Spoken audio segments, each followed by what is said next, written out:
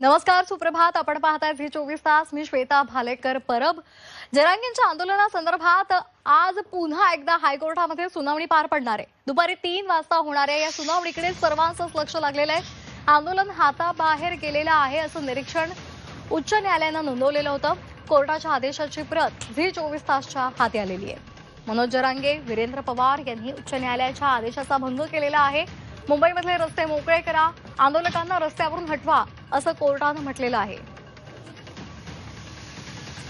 तर सुनावणी दरम्यान मुंबई उच्च न्यायालयामध्ये नेमका काय युक्तिवाद झाला पाहूयात.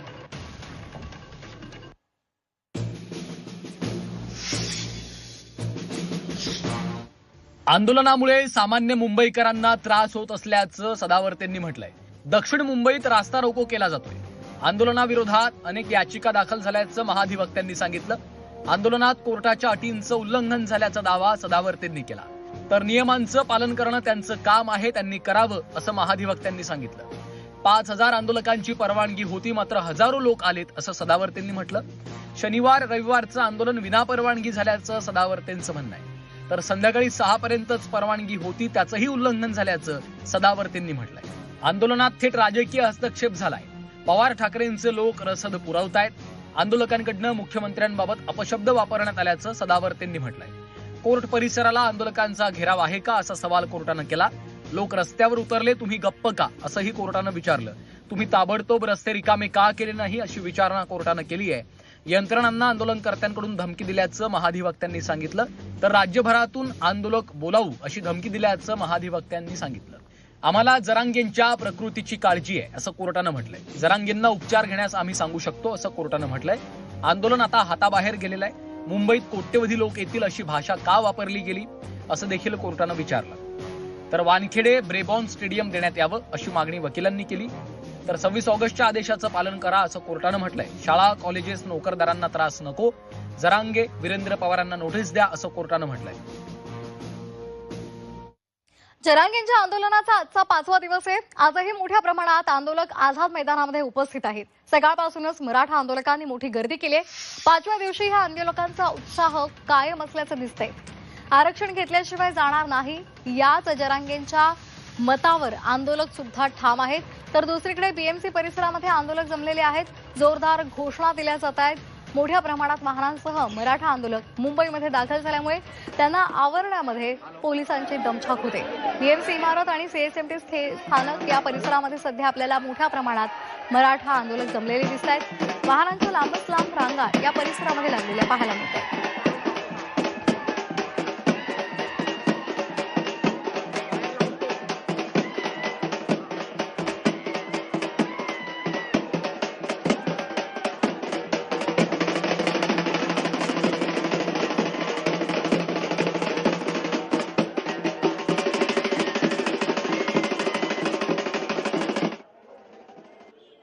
काही मराठा आंदोलकांची हुल्लडबाजी अद्यापही कायम आहे. आज सीएसएमटी स्टेशन समोरच्या रस्त्यावरच्या विद्युत दिव्याच्या खांबावर एक आंदोलक चढला होता आणि त्यानं एक झेंडा तिथे लावलेला आपल्याला दिसतोय.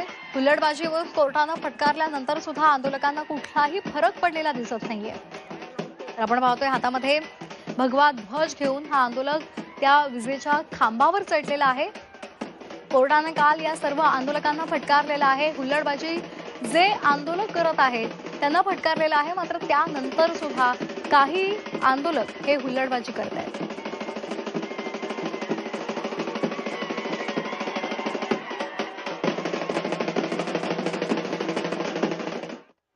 मुंबईमध्ये उद्यापासून मराठा आंदोलकांची संख्या वाढेल असा अंदाज आहे. गौरी गणपतीचं आज विसर्जन होणार आहे आणि त्यानंतर मराठा आंदोलक मोठ्या संख्येनं मुंबईकडे रवाना होणार असल्याचं कळतंय.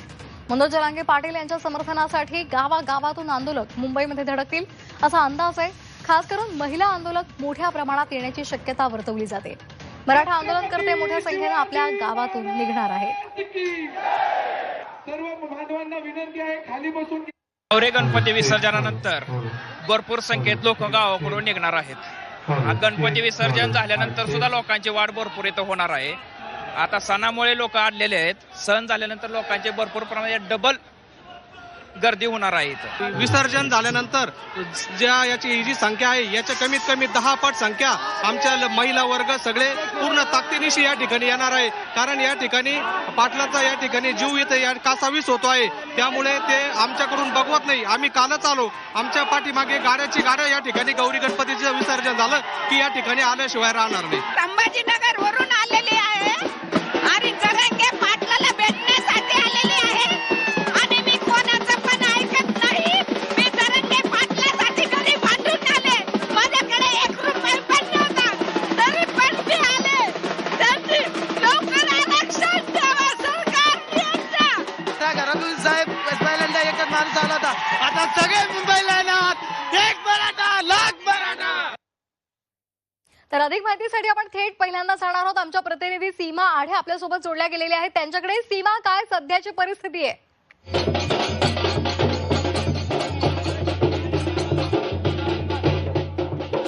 अक्षरशः दक्षिण मुंबई मराठा आंदोलकांनी व्यापलेली आहे. सध्या मी मुंबई महानगरपालिकेची जी इमारत आहे त्या परिसरामध्ये उपस्थित आहे आणि इथली दृश्य सध्या आपण प्रेक्षकांना दाखवतोय. इथे सुद्धा मोठ्या प्रमाणात आंदोलक हे एकवटलेत. सध्या ढोल ताशाच्या गजरावर प्रत्येक या मराठा आंदोलकांनी ठेका धरलेला आहे. मोठ्या संख्येनं वाहनं इथे आहे.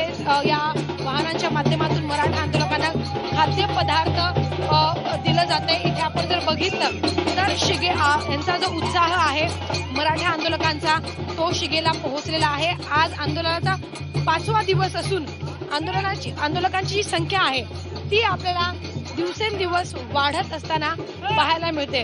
ही बीएमसीची इमारत आहे. बाजूला आझाद मैदान आहे आणि काही हाकेच्या अंतरावर सीएसएमटी स्थानक आहे आणि या संपूर्ण चौकामध्ये आपण पाहू शकतो कशा प्रकारे हे या वाहन पार्क करण्यात आलेले आहे. सोबतच आंदोलक या ठिकाणी आपल्याला ठेका धरताना पाहायला मिळत आहे. डान्स सुरू आहे या संपूर्ण चौकामध्ये. सकाळपासूनच हे वातावरण आपण या ठिकाणी पाहतोय. एकीकडे पोलीस प्रशासन मुंबई महानगरपालिकेकडनं अनेक सूचना जाहीर केल्यानंतर सुद्धा ही परिस्थिती आपल्याला जैसे थेच पाहायला मिळत आहे. इथे आपण जर बघितलं तर प्रत्येक ट्रकमध्ये खरं तर खाद्यपदार्थ बाहेरून या ठिकाणी आणलं जात आहे. सकाळी मोठ्या संख्येनं या ठिकाणी खाद्यपदार्थ घेऊन वाहनं या संपूर्ण परिसरामध्ये दाखल झाल्याचं आपल्याला पाहायला मिळत आहे, जेणेकरून मराठा आंदोलकांना कोणतीही अडचण आंदोलनाच्या दरम्यान येणार नाही. मात्र दुसरीकडे याच वाहनांमुळे आणि सोबतच जी परिस्थिती या संपूर्ण परिसरामध्ये निर्माण झालेली आहे त्यामुळे सर्वसामान्य नागरिकांचा मात्र कुठेतरी खोळंबा झाल्याचं आपल्याला या संपूर्ण परिसरामध्ये पाहायला मिळत आहे.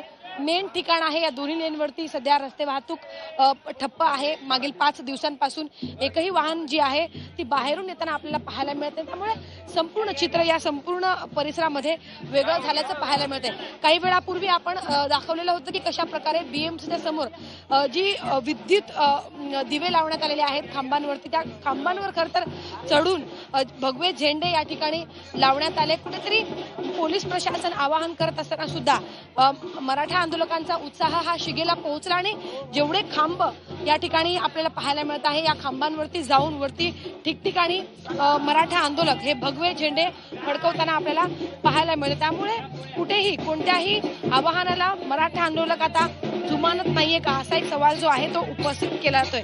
वारंवार मनोज जरांगे पाटील सुद्धा मराठा आंदोलकांना आवाहन करतात की आपल्यामुळे इतरांना त्रास होऊ नये, शांततेत आंदोलन करा.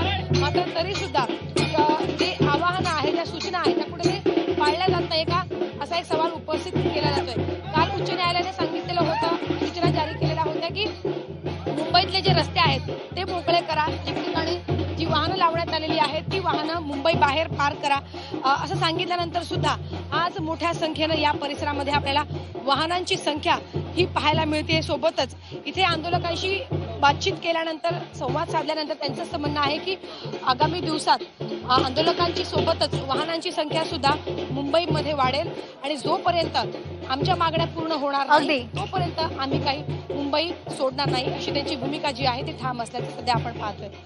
अगदी आता आपण जाणार आहोत आमच्या प्रतिनिधी मनश्री पाठक यांच्याकडे. मनश्री, सध्या तुम्ही कुठे आहात आणि सध्या काय तिथली परिस्थिती आहे? सध्या मी सीएसएमटी स्थानकाच्या बाहेर उभी आहे आणि सीएसएमटी स्थानकाच्या बाहेर सध्या सगळ्या पोलिसांनी माध्यमकर्मींना आवाहन केलेलं आहे की त्यांनी सीएसएमटी स्थानकाबाहेर उभं राहावं की जेणेकरून मराठा आंदोलक जे आतमध्ये आहेत त्यांची गर्दी होणार नाही, कारण आता हळूहळू मुंबईकर प्रवाशांची गर्दी वाढायला सुरुवात झालेली आहे। मुंबईकर प्रवासी हे आता आपल्या कार्यालयांकडे रवाना होत आहेत। 9 वाजेच्या वेळेस साधारणतः सीएसएमटी स्थानकावरती जे उपनगरातून येणाऱ्या रेल्वे गाड्या आहेत त्यांची गर्दी वाढते, प्रवाशांची गर्दी वाढते। त्याच वेळेस जर आंदोलकांची मोठी घोषणाबाजी झाली तर इथे गर्दीची परिस्थिती निर्माण होऊ शकते आणि म्हणूनच पोलिसांनी आवाहन केलेलं आहे की कुठल्याही मराठा आंदोलकाने आता प्लॅटफॉर्मवरती थांबू नये। मात्र तुलनेने जसं आपण गेल्या वेळी सुद्धा सांगितलं की गेल्या 2 दिवसातल्या तुलनेने आज मराठा आंदोलकांनी सीएसएमटी स्थानकावरती थोडी कमी गर्दी केलेली आहे। इतकंच नाही तर मराठा आंदोलकांचे छोटे छोटे गट करून ते वेगवेगळ्या ठिकाणी विखुरलेल्या अवस्थेत बसलेले आहेत। काही जण विश्रांती घेत आहेत, काही जण पुस्तकं वाचतायत। मात्र एकीकडेच आपल्याला ही जी दृश्य मी दाखवते सीएसएमटी स्थानकाच्या बाहेरची की तिकीट खिडकी समोर सुद्धा काही मराठा आंदोलकांनी ठाण मांडलेलं आहे आणि जे प्रवासी आहेत, सर्वसामान्य मुंबईकर आहेत, ते सुद्धा तिकिटाच्या लाईनीत उभे आहेत। मात्र इथे सुद्धा पोलिसांनी आज कडेकोट बंदोबस्त ठेवलेला आहे, कारण 2 दिवसापूर्वी जी गोंधळाची परिस्थिती सीएसएमटी स्थानकावर निर्माण झालेली होती, गर्दी प्रचंड झालेली होती, कारण मुंबईकर प्रवासी आणि आंदोलक यांची दोघांची मिळून एकत्रित गर्दी बघायला मिळालेली होती।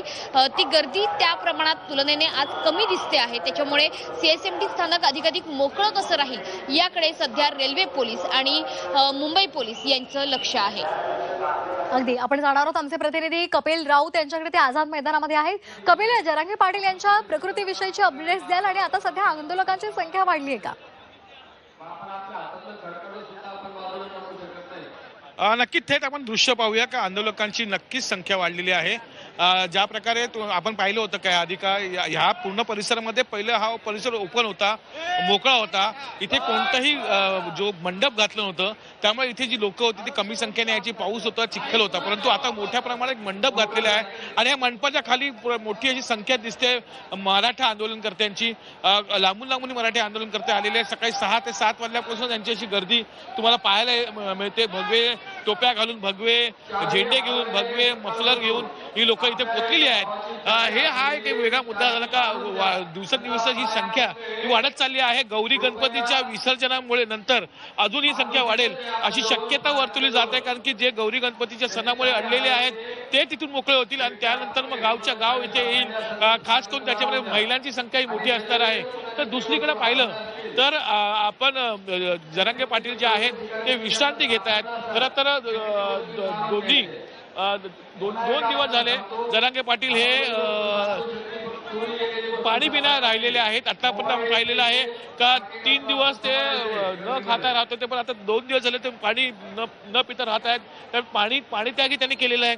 त्यामुळे काल आपण पाहिलं का मेडिकल टीम आली होती, त्यांनी सांगितलं होतं, त्यांनी सल्ला दिला होता का पाणी पिणं गरजेचं आहे, ORS घेणं गरजेचं आहे। परंतु काल जेव्हा पुन्हा मेडिकल टीम रात्री आली तेव्हा त्यांनी तपासण्यास नकार दिला होता आणि खरं तर शुगर जी आहे ती त्यांची खूप कमी झालेली आहे असं एक मेडिकल रिपोर्ट समोर येतोय। त्यामुळे येणाऱ्या काळामध्ये किंवा येणाऱ्या थोड्या तासामध्ये अजून एक मेडिकल टीम येणार आहे आणि त्यांची तपासणी करणार आहे। त्या तपासणीमध्ये काय निघतं हे पाहणं गरजेचं आहे, कारण त्यांच्या शरीरामधलं जे पाणी आहे ते पूर्णतः कमी झालेलं आहे। त्यामुळे नक्कीच त्यांची तब्येत जी आहे ती खालावू शकते, हा एक महत्त्वाचा मुद्दा आहे। तर तिसरा मुद्दा म्हणजे कायद्याची भाषा। 3 नंतर सुनावणी सुरू होणार आहे। या सुनावणीकडे आणि त्याचबरोबर संपूर्ण या आंदोलनाकडे आपलं लक्ष असेल। वेळोवेळी आम्ही आपल्याकडून अपडेट्स घेत राहू। धन्यवाद तुर्तास कपिल, मनश्री आणि सीमा दिलेल्या सविस्तर माहितीसाठी। कोर्टानं जरांगेच्या प्रकृतीची काळजी घेण्याचे आदेश दिल्यानंतर जरांगेंची तपासणी करण्यासाठी डॉक्टरांचं पथक आझाद मैदानात दाखल झालंय। मात्र जरांगे यांनी तपासणी करायला नकार दिलाय। सरकार मुद्दामहून अशा डॉक्टरांना पाठवत असल्याचं सुद्धा त्यांनी म्हटलेलं आहे। तसं